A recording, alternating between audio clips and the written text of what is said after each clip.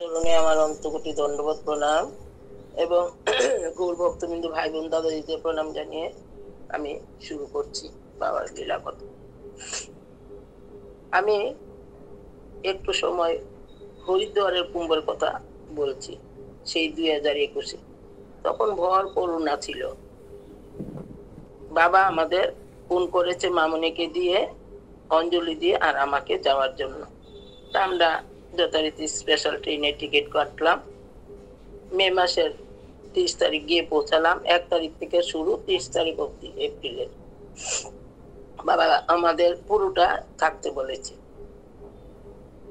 অঞ্জলি দিয়ে return ticket কাটলো, যে কোনো একটা কারণবশত মাঝখানে একটা টিকিট কেটে নিল ওনার সুবিধা অনুযায়ী। আমারও কেটেছে, কেন দুইজন তো একসঙ্গে গেলাম। আর করুণা তখন বাবা একদিন হরিদ্বারে 2টা স্নানের পর আমাদের একদিন হরিদ্বারের ত্রিবেণী সঙ্গমে নিয়ে গেল, ওইখানে স্নান করালো।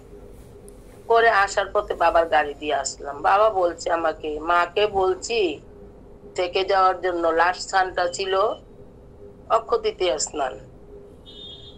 বাবা কি বলেছিল আমার ঠিক এটা মনে নেই, খুব ভালো স্নান ছিল। বাবা বারবারই বলছে এটা থাকার জন্য। বলছে হীরামনকে বলছি যাওয়ার জন্য, ওর প্রতিদিন 6,000 টাকা ইনকাম, কিন্তু ও থাকছে আর মা চলে যাচ্ছে। আমার তো কি বলবো, আমার বুক ফেটে কান্না আসছে। আমার উপায় নেই, তো কি করব। দুইজনে একই রুমে থাকি আর সবাই চলে যাচ্ছে। লাস্ট স্নানে আমরা যে গেলাম কেউ নেই, শুধু বাবার সঙ্গে যারা হীরামন, রিঙ্কু, মামুনি ওরাই আছে। তখন মামুনি আমাকে বলল যে তুমি একাতে থাকবে, এটা তো বাবা দুশ্চিন্তা করবে তোমার জন্য। আর আশ্রমের জ্ঞান মন্দিরে ছিলাম, ওরা বলছে আমাকে যে আমরা তোমার দায়িত্ব নেব। তবু আমি থাকতে সাহস পেলাম না। যাই হোক, গুরুর কৃপা না হলে হয় না। আমার একটা স্নান বন্ধ হয়ে গেল, করতে পারিনি। তারপর লাস্ট স্নানে অক্ষয় তৃতীয়ার স্নানে 4 দিন আগে এক ভক্ত আমাকে ফোন করলো, মাসি তুমি তো খুব কান্নাকাটি করছো, ত্রিপুরা থেকে বিধানের মা আসছে, তুমি যদি আসো তাহলে টিকিট করো। রত্নবতী বিধানের সঙ্গে আমি যোগাযোগ করলাম। তখন আবার অঞ্জলি দিকেও আমি জানালাম, অঞ্জলি দি বলে আমিও যাব। আমরা দুইজন যথারীতি আবার বিধানের মার সঙ্গে আসলাম। এটা বললাম একটু, গুরুর কৃপা না হলে যে কিছু হয় না। এই গুরুর কৃপার জন্য আমার অক্ষয় তৃতীয়ার স্নানটা হলো।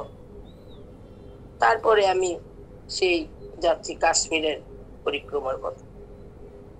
এলাহাবাদের কুম্ভেই আমাকে বাবা কাশ্মীরে যাওয়ার জন্য বলেছে। তখন বেশি দিন ডিস্টেন্স ছিল না, হয়তো 15-16 দিন ছিল। তা আমার ভাই বেটার সঙ্গে আমি টিকিট করলাম, অঞ্জলি দি তখন যাই না। কাশ্মীরের ইয়েতে প্রতিদিনই বাবা নিয়ে বের হতো। প্রথম কাটরা থেকে গাড়ি করে কাশ্মীর গেল, প্রতিদিনই আমাদের নিয়ে বের হতো। সোমমার্গ, গোলমার্গ এগুলি সব দেখালো। লাস্টে একটা লীলা করলো বাবা পেহেলগাঁয়ের দিন।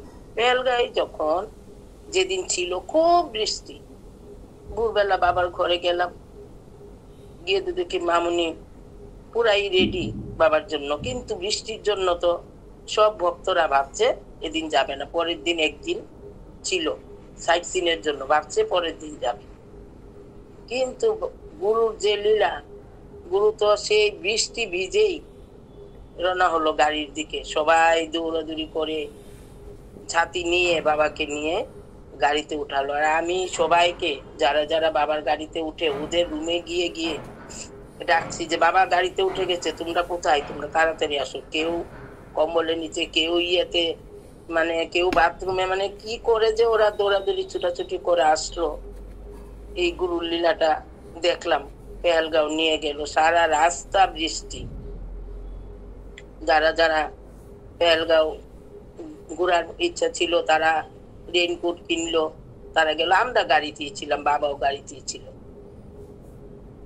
তারপর লাস্টের দিন বাবার আরেকটা ক্ষুদ্র লীলা আমি অনুভব করলাম। লাস্টের দিন মানসবার লেকে বাবা নৌকা ভ্রমণ করবে। আমরা যথারীতি 6টা নৌকা করেছে সত্যব্রত সাহা। ওকে বলছি আমি যাব না।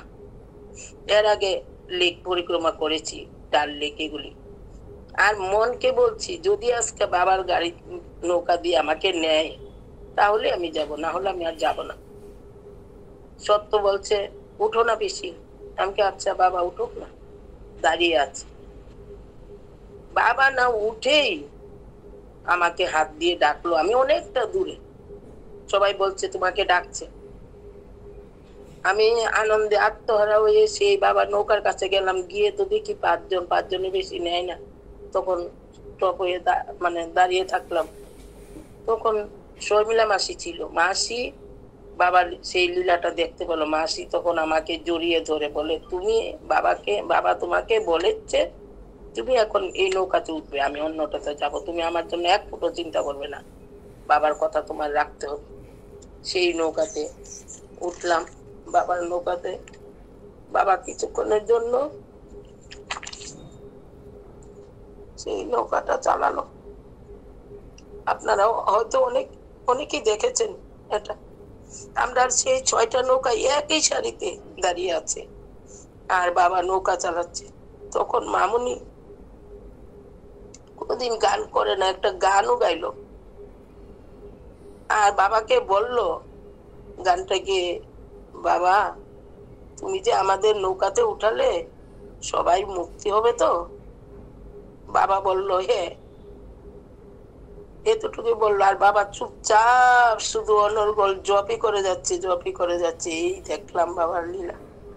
আর কি বলবো, এই ছোটখাটো লীলা আমি দেখি, আমাকে দেখার সেই সুযোগ দেয় বাবা। আর জানি না সেই সূক্ষ্মরূপে আমি দেখতে কতটুকু পারবো।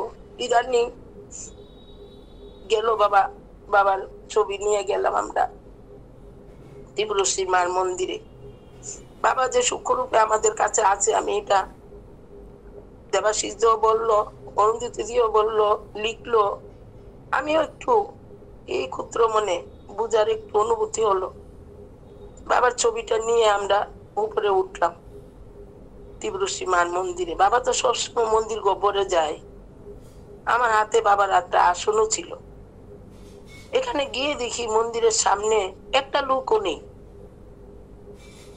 তখন আমাদের লোক মানবন্ধুদা ছিল। মানবন্ধুদাকে বললে আমার সেই সাহসও নেই। মানবন্ধুদা বাবা তো সবসময় গহ্বরে থাকে, বসাবো একটু? মানবন্ধু বলে বসান। আমি আরো সেই আমার কিন্তু আগে কোনো প্রিপারেশনই ছিল না যে বাবাকে গহ্বরে বসাবো। বাবাকে মন্দিরের গহ্বরে বসালাম। ঠাকুর মশাই আরতি করছে, ঘুরে দেখে বাবার ছবি। ওনারা বললো শিবানন্দ বাবা। হ্যাঁ, প্রণাম করলো ওরা। তারপরে বললো আমার লোক অনেকে আছে। পেছন ফিরে দেখি হাজারো লোক হয়ে যাবে। এটা একটা লীলা বাবা দেখালো।